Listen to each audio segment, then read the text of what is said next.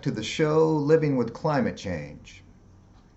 Today's show, I'm just going to do a kind of a summary of the last year and talk about a few things that where we're at today and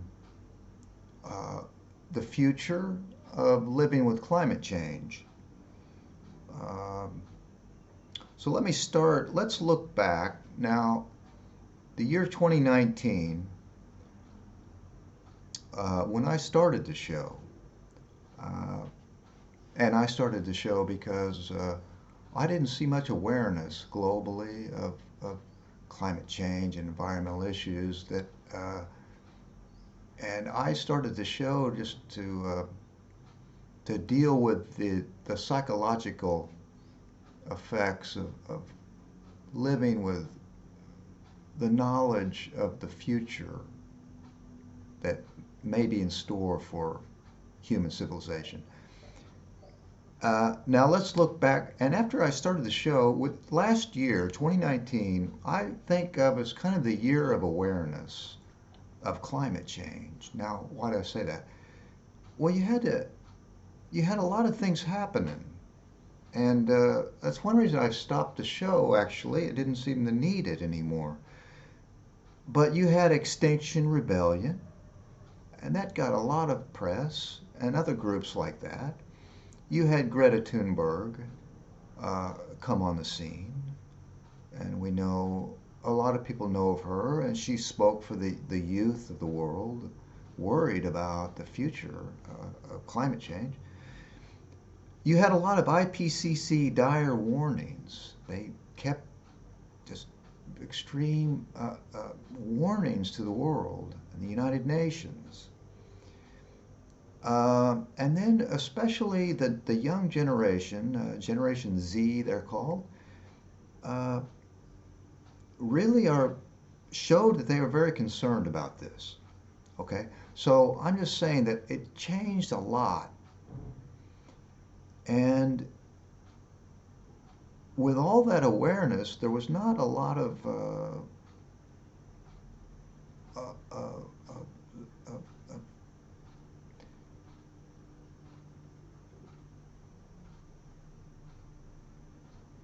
of very physical effects of climate change, like we're seeing now, I think. Now, at the same time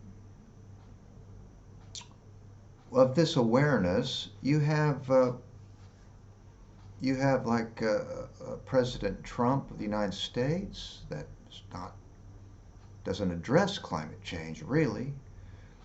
Bolsonaro, the leader of Brazil, and his handling of the Amazon rainforest, which is detrimental. Um, we had Boris Johnson. He's not really a climate change advocate much. And then we have China and India, and with their developmental plans, the future that don't address climate change. So that's the other side of 2019. That was kind of going on.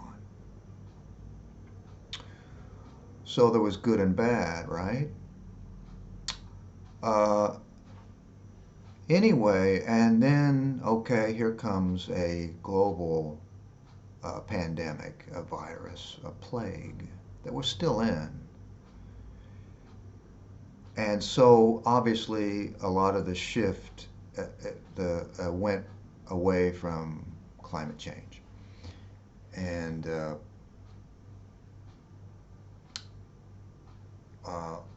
obviously directly to the immediate dangers of a global pandemic.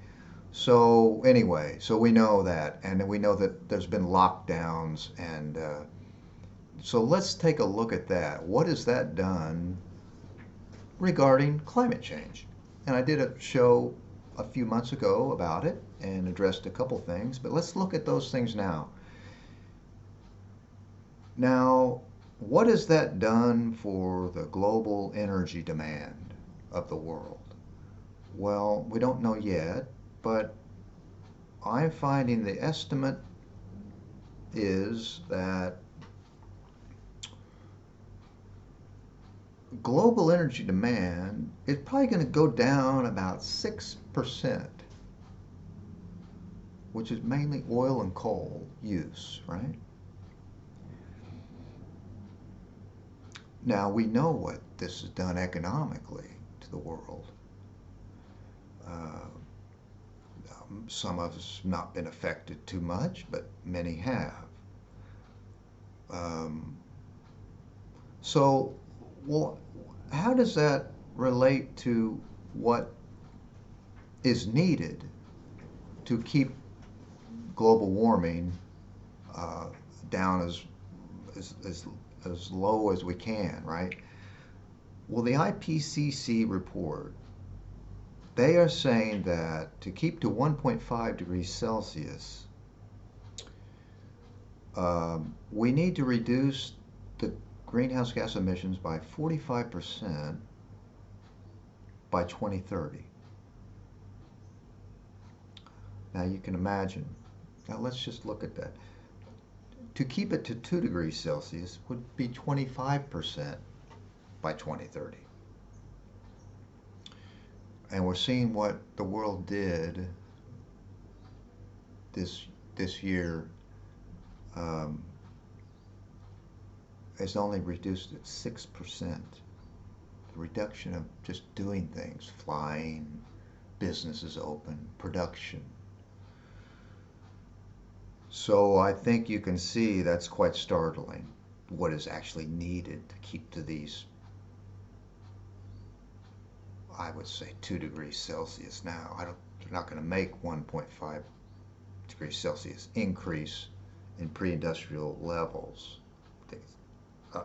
Temperature, I think we're getting close to that already. So I don't need to say any more about that. It seems almost impossible, doesn't it? Right? Unless what? We use renewable energy. Where are we at with renewable energy? Which apparently doesn't release emissions, but globally now is 11% is renewable energy. 11%. Okay, that's not very much. That means 89% of our energy is fossil fuel or nuclear.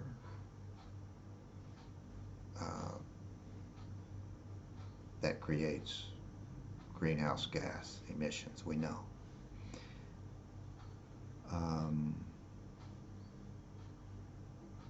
So that I don't think we can rely on that too much, right? It is increasing. The amount of renewable energy is increasing faster than the new production of fossil fuel energy. But I don't think I've looked at India and China's coal power plant developmental plans, and they plan to make many, many, many coal power plants just because they have to. They think they have to provide energy for their countries. Okay, so the point is that this does not look good. It just seems almost absolutely impossible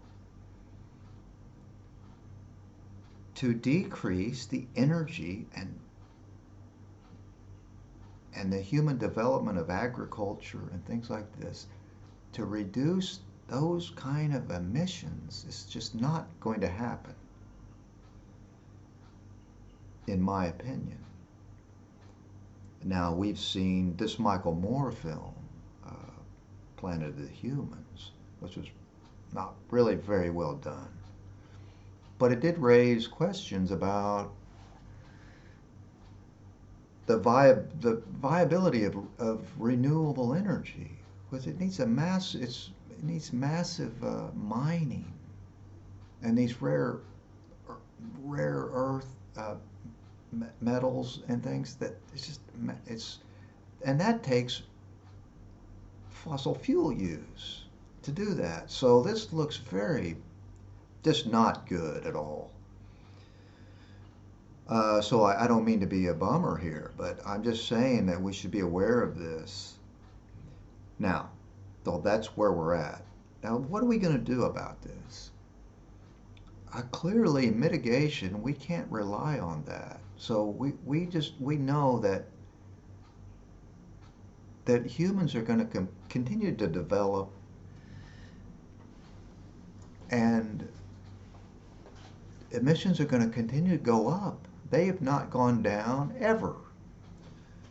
Um, Even now, the reduction in energy has not been seen like this since World War II. This is much more a reduction in energy than the 2008 recession.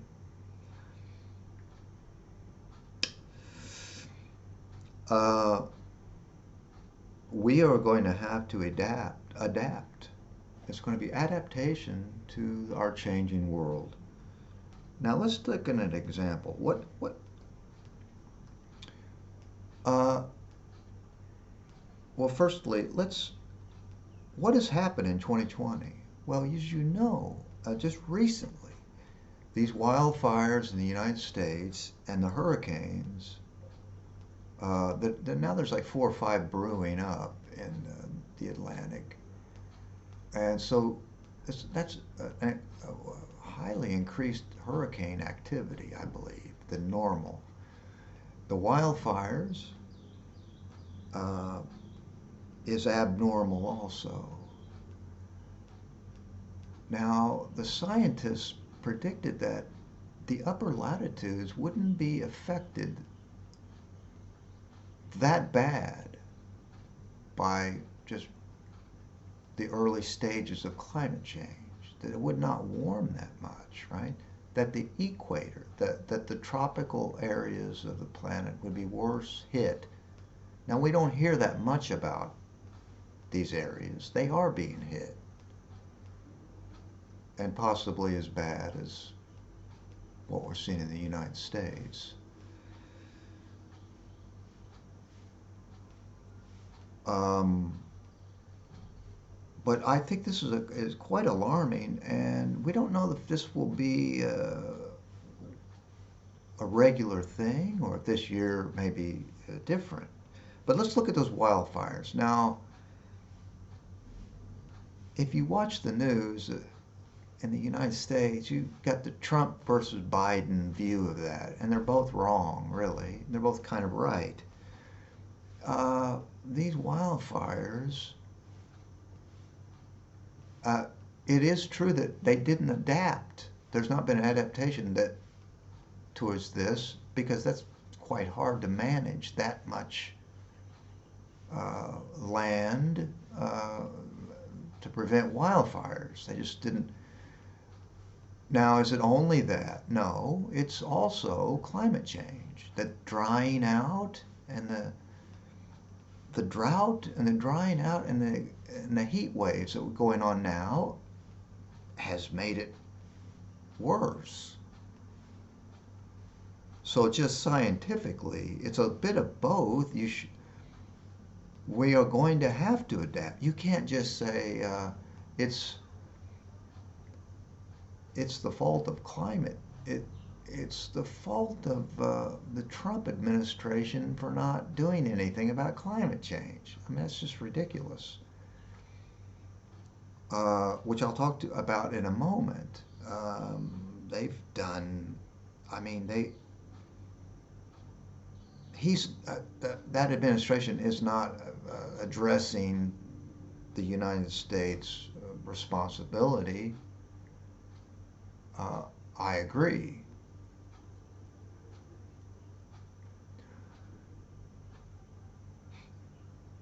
But it's not all it's not all about the United States, what the United States does. I'll talk about that in a minute. Okay, so the point is about this Trump Biden. Neither one of them really are getting it right. Uh, the U.S. now is down about, they're only about 15% of the energy use globally, so 85%. Now and that's 11% of theirs is renewable. Let's just say that the U.S. Uh, just turns the lights off. It just cut all energy use, 100%. That would be 15% cut. Let's relate that.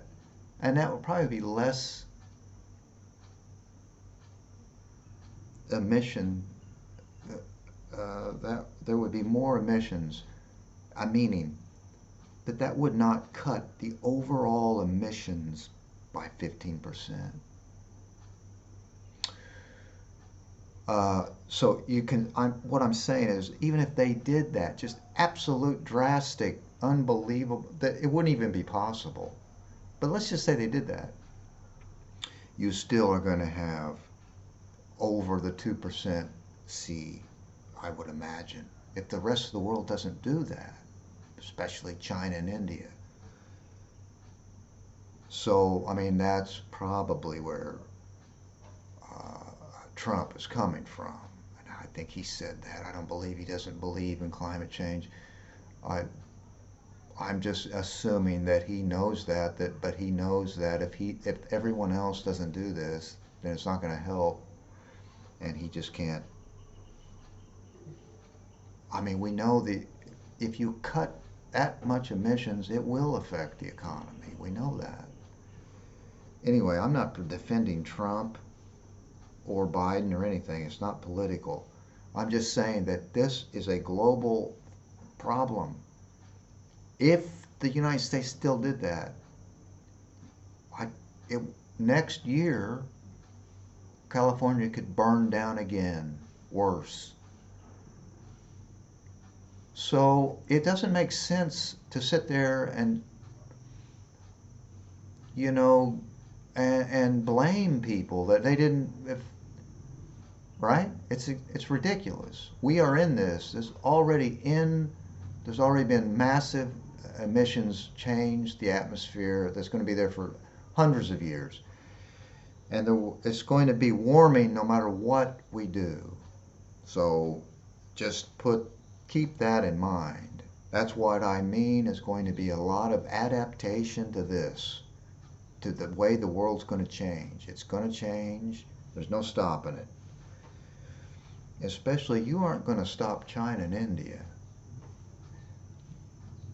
I don't think so. And we know the problems with running the world on renewable energy.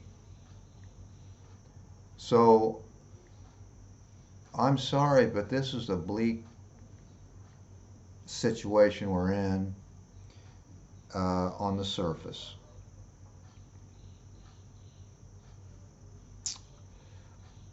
What do we do now? You're going to have to do whatever you can to reduce your energy use, and everything else, burning the Amazon down, things like this, that's what people should do. On top of that, we're going to have to adapt. We're going to have to pay more attention to this. Instead of waiting till it hits, and then, that's what people are doing. Oh, now climate change is real. They'll only say that once they're hit. And the scientists and everybody else have been warning of this for decades. And I'm sorry, but it's too late now, and it's going to be adapting to it. Now, is this a horrible thing? It might be. I don't think it's My initial show was to not be alarmed and let this consume you with dread, right? Now, do this on another program, but I'm just saying that this is where we're at. And what else? We don't know what's going to happen. These models and things like that. Like I said, I'm surprised that that the U.S. got hit with these. We're in the middle of another hurricane. It's going to be a lot of flooding, things like that. But the wildfires and all that, I'm kind of surprised it was that bad this year. We don't know what next year will be. Right? We don't know that much. The models, there's so many variables that the climate models are not always right. But I think that it's looking like it could be worse. It could be worse than the models predicted. A lot of people think that. But we don't know. But this year's does not look good. Australia, those awful fires there. Now, Australia, I'm not surprised at, because they were known to be kind of they were known to be that they would see the effects of climate change before anybody else, and we should watch that. And as we know, they have half of Australia is a drought, and the other half is flooded out a lot. That's happening, and we know the Great Barrier Reef's dying. We'll not even get into the ocean, health of the oceans. They're warming dramatically. The Arctic is warming faster. Now we have Antarctica melting. So it's going to be, it's not looking good. And you should be aware of that and live your life like that with immediacy and enjoy every day. But anyway, I just wanted to get back. I'm out of work now, so just to do something, I'm making a video. I don't know if I'll make any more. But I hope this is of some help, and maybe kind of I just wanted to round up where we're at, and it's a very general message and show I had today. And I'll maybe look at specific topics next time if I do another show. But thanks for subscribing, and the few people that watch this, thanks for watching. I don't have a lot to say other than just kind of wrapping everything up. And obviously we're in this pandemic and a virus, and nobody can travel, including me. I'm kind of stuck. And it's been quite a year, as everybody knows. And I think that's the way it's going to continue, but we don't know. We really don't know. But let's all stay calm. Thanks for joining me. And, I'm doing great myself, and very healthy and relatively happy. And just watching the world change is quite interesting. And I can't remember it being this dynamic of a time. I don't know if that's just because I'm more watching things, or if but I think everybody can agree there's so much happening right now. So there's never a dull moment. And all right, well, thanks for joining me, and I will see you again. And please take care, and don't worry about anything too much, except what's in front of you, because that's all we have is now and today. That's all we have each day. It's all we've ever had, ever will have. I thank you for joining me. I'll see you next time on Living with Climate Change. Bye-bye.